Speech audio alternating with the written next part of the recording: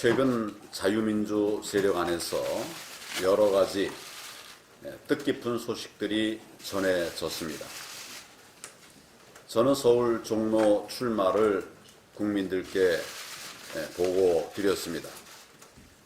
우리의 오랜 기반 지역인 영남 지역구를 과감히 양보해 주신 분들, 또 서울 강남 지역을 뒤로 하고 최전선으로 자신을 보내달라고 하시는 분, 이런 분들의 선공후사 정신을 우리가 결코 잊지 못할 것입니다.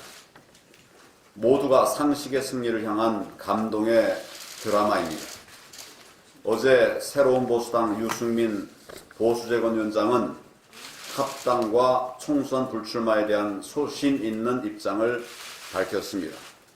자유민주 세력의 대통합을 추진하고 있는 우리 자유한국당은 적극 환영하는 바입니다.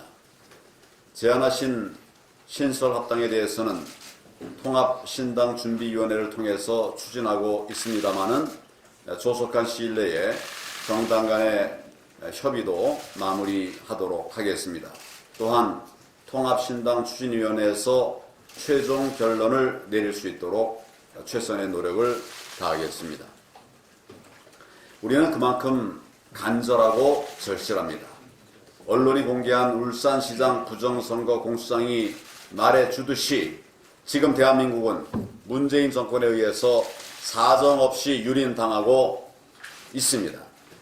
우한 폐렴으로 인한 국민의 안전 그리고 민생 대위기 속에서도 이 정권은 쇼맨십 행성과 굴욕적 중국 눈치 보기 뿐입니다. 어제 종로 거리 골목을 좀 다녀보았습니다. 손님이 없어서 한숨 쉬는 상인들의 모습에 저는 한없이 죄스러움을 느꼈습니다. 우한 폐렴으로 인해서 자영업자 또 소상공인 등 큰 피해를 보고 있습니다. 큰 피해 타격을 받고 있는 만큼 금융지원, 세제 지원이 우선되어야 할 것입니다. 그리고 금년 상반기 세금 감면, 또 이자 상환 유예, 건보료를 비롯한 각종 부담금의 감면 등 긴급 대책을 정부에 강력히 촉구합니다. 이 나라, 이 국민 반드시 살려내야 한다고 다시 한번 다짐하게 됩니다. 청년 황교안의 순수한 열망이 오늘 황교안의 절박함을 만나서 정권 심판, 경제 심판의 의지를 다졌습니다.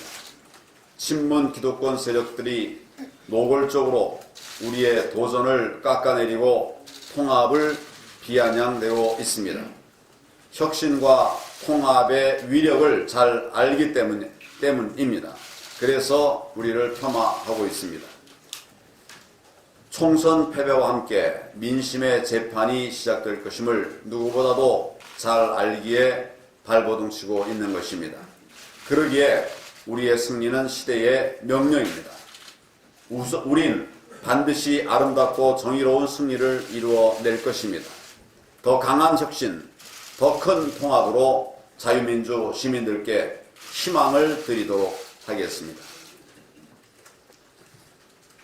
부정선거 정권이 부정선거 야욕을 드러내고 있습니다. 울산시장 부정선거 공수장은 대통령 친구 광역시장 만들기에 국가 권력이 총동원된 과정을 생생히 보여주고 있습니다. 대통령 모르게 저질렀을 것이라고 하는 것은 상상조차 안 되는 기획형 집단 선거 부정 범죄입니다. 언제까지 문재인 대통령이 침묵과 외면 뒤에 숨을 수 있을지 의문입니다. 이미 국민들은 누구의 작품인지 다 알고 계십니다. 2018년의 부정선거 소행이 이번에는 2020년 총선에서 재현될 조짐이 보입니다. 시시콜콜 정당 자율성을 침해하던 선관위가 이번에는 비례대표 공천까지 방해하겠다는 것입니다. 연동형 비례제로 야합 세력에게 국회의원 몰아주려던 계획이 어려워지자 이제 선거의 심판을 매수하려는 것입니다. 청와대, 경찰청, 지자체 그 동원도 모자라서 이제는 선관위까지 돌격대로 내보내겠다고 하는 것입니다. 꼼수의 묘수가 나오니까 최악의 자충수를 두고 있습니다. 부정선거 야욕, 미련 없이 접으십시오. 더 절망적인 패배와 심판으로 되돌아오게 될 것입니다. 울산시장 선거 공작 사건에 대한 검찰 공소장에 따르면 박형철 전 청와대 반부패 비서관은 이 선거 공작이 범죄였음을 인식한 사실이 나옵니다. 박 전 비서관은 검찰에서 이렇게 진술했습니다. 범죄 첩보서의 생산 및 경찰 하달은 대통령 비서실 권한이나 업무 범위에 포함되지 않은 심각한 위법임을 인식했다. 박형철은 검찰 조사에서 또 이렇게 진술했습니다. 더불어민주당 측에서 제공한 첩보라고 판단했지만 재선 의원 출신으로 청와대 내에서 입지가 굳은 백원우의 요구라서 거절하지 못했다. 라고 말입니다. 송철호의 경쟁자인 김기현 당시 시장 주변을 청와대가 경찰에 하명을 내려 수사하게 하는 것이 불법임을 청와대 박 비서관은 처음부터 알았던 것입니다. 천인 공노할 불법 선거가 이뤄진 것입니다. 오죽하면 참여연대와 민변 소속의 권경의 변호사도 선거 범죄라고 했겠습니까? 그는 이렇게 말했습니다. 공소장에 기재된 범죄 사실을 보면은 1992년에 초원복집회동은 발톱에 때도 못 댄다. 감금과 테러가 없다 뿐이다. 수사의 조작적 사태는 이승만 시대 정치경찰의 활약에 맞먹는다. 라고 말했습니다. 그런 울산시장 선거 전 경찰 수사 상황이 청와대에 18번이나 보고됐습니다. 그 중에 6번은 청와대 국정상황실에도 보고됐습니다.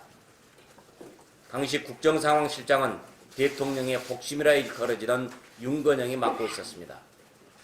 국정상황실장은 대통령에게 직보하는 자리입니다. 문재인 대통령은 지금 입을 다물고 있는데 국민은 대통령의 설명을 요구하고 있습니다. 이제 국민 앞에 이실직고 하십시오. 2017년 취임사에서 문 대통령은 주요 사안에 대해서는 언론에 직접 브리핑하겠다고 말했습니다.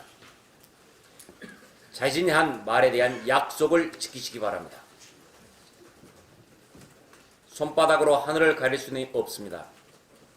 대통령이 실토를 하지 않는다면 우리는 총선 후 21대 국회가 구성되면 곧바로 국정조사와 특검을 추진하겠습니다.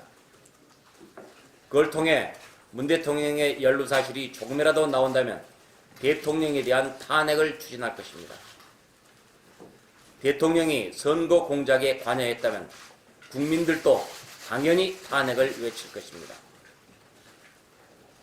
추미애 법무부 장관은 이 같은 검찰 공소장을 감추기 위해 발버둥 쳤습니다. 청와대 범죄 사실을 어떻게든 감춰보려고 했던 것입니다. 추 장관이 공소장을 국회에 내지 않은 것은 국회법 등을 위반한 것입니다. 우리는 오늘 추미애 장관을 형사 고발할 것입니다. 아울러 추 장관에 대한 탄핵 소추안도 발의할 것입니다. 우한폐렴 확진자 3명이 추가 발생해 국내 확진자가 27명으로 늘었습니다. 25번 확진자는 중국에 다녀오지 않았다는 이유로 폐렴 검사를 받지 못했습니다. 뒤늦게 검사받았습니다.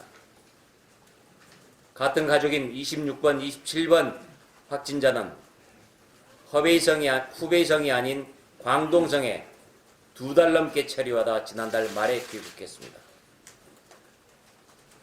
후베이성이 아닌 곳 방문자 중에 확진자가 처음 나온 것입니다. 그런데도 정부는 후베이성만 제안하고 있습니다. 문재인 대통령은 과하다 싶을 정도로 대응하라 라고 했는데 말뿐입니다. 초기에 안이한 대응을 하다 상황이 나빠진 뒤에 뒷북 조처를 취하는 정부의 무능한 모습이 파노라마처럼 계속 이어지고 있습니다. 여전히 중국에서 입국하는 사람들이 많습니다. 이제 곧 유학생들도 대거 들어옵니다. 이런 상황에서 입국 제한을 후베이성에만 국한하니 국민이 어찌 안심할 수 있겠습니까? 문 대통령은 당장 입국 제한 대상 지역을 대폭 확대하는 획기적인 조처를 취하시기 바랍니다. 중국 정부 눈치를 보지 말고 국민 안전을 먼저 생각하시기 바랍니다.